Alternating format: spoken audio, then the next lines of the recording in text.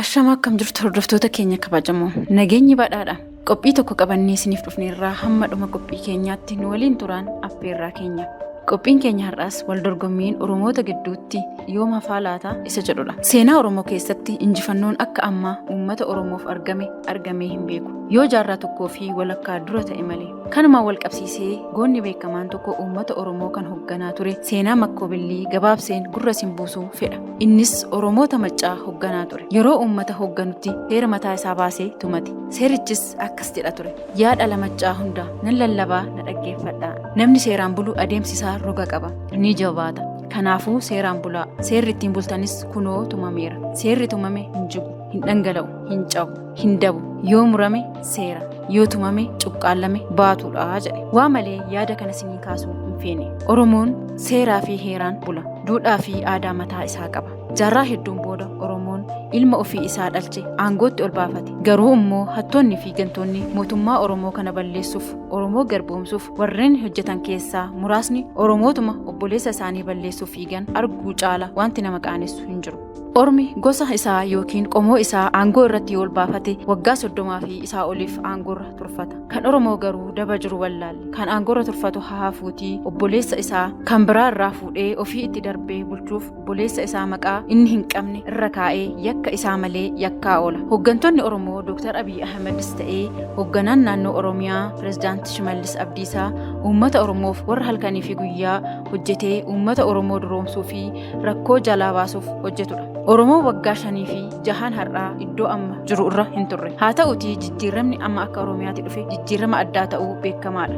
Anaaf garuu kan naaf hin galle hooggantoonni Oromoo warri aangoo karaa qaxaamuraan argachuuf warri yaada okkolaa baatanii wajjin okkolaa oolan Oromoo fayyaduuf osoo hin taane fedhii dhuunfaa isaanii guuttachuuf akka ta'e beekamuu qaba. Kanumaan wal qabatee duulli gidduu kana mootummaa naannoo Oromiyaa fi hooggansa mootummaa naannoo Oromiyaa irra taasifamaa jiru sababoota ifa ta'anii fi qindoominaan caasaa hannaa irratti bobba'e irratti ka'a. Sababoonni ifa ta'anis hedduutu jiru. Isaan keessaa muraasni ergamni jeequmsaa kallattiidhaan bocamee kan kenname ololaa fi sanada sobaatiin mootummaa naannoo Oromiyaa fi hooggantoota akka ofitti amanamummaa dhaban akka godhanii fi dhuma irratti dirqamanii waan isaan jedhan akka fudhatanidha. Misooma naannoo Oromiyaa irratti jalqaban akka dhaaban gochuudha. Haala ho'aa ittiin caffeen kabajamoo pireezidaantii simate irraa naasuu waan qabaniif kan kana qindeessan ta'uu fi yaalii jibbaataa gochuuf sanada kan fakkaatu sobaan bocanii gadhiisan. Bajanni naannoo Oromiyaatiif ramadamu dursanii waan odeeffannoo argataniif uummanni naannichaa dheebuu misoomaa qabu keessaa akka hin baaneef sochii siyaasaa, dinagdee fi hawaasummaa hirmaannaa ho'aadhaan naannicha keessatti godhamu gufachiisuudhaan olola qindaa'e ta'uu isaati. Piroojektota naannoo Oromiyaa irratti hojjetaman hedduudha. Kana ammoo yoo pireezidaantii Shimallis itti fufe piroojeektii kana kan argatu dhalattoota Oromoo qofaa waan ta'uuf pireezidaantii Shimallis itti fufuu hin qabu ejjennoo jedhuun socho'aa jiraachuudha. Shoora naannoo Oromiyaa dinagdee siyaasaa fi hawaasummaa biyya keenyaa keessatti qabdu olaanaa ta'uu waan hubatamaa dhufeef sochii kana gufachiisuuf egereen Oromiyaa akka isheen yaadan qofa akka taatuuf fedhii jiru irraa namoota qacaruudhaan olola oofuu eegalan. Dubbiin mana barumsaa bu'uura boruu fi ifa boruu diinota fagoo fi dhihoo naasuudhaan waan adoocheef sochiin kun osoo itti hin fufiin kuffifna jedhanii yaadaniiti. Deeggarsi yeroo ammaa uummanni naannichaa mootummaa naannoo Oromiyaa fi hooggantoota naannichaaf kennaa jiru waan isaan yaaddeesseef sochii kana gufachiisuuf walshakkii uumuu fi burjaajii uumuun uummataa fi mootummaa naannichaa walshakkisiisuuf yaalii godhamaa jirudha. Akkuma durii holola oofnee cabsuudhaan duubatti deebisuu ni dandeenya jechuudhaan yaadaniiti. Uummanni olola osoo hin ta'iin waan hoogganaan isaanii naannicha qabatamaatti hojjechaa jiru qabatamaatti waan argaa jiruu fi olola kamiif illee gurra hin kennine. Kuni yaaddoo cimaa itti uumee jira. Duulli amma godhamaa jiru dhimma pireezidaantii fi naannoo dhuunfaa osoo hin ta'iin kan Oromiyaa fi Oromoo cabsuuf fuulleffatedha.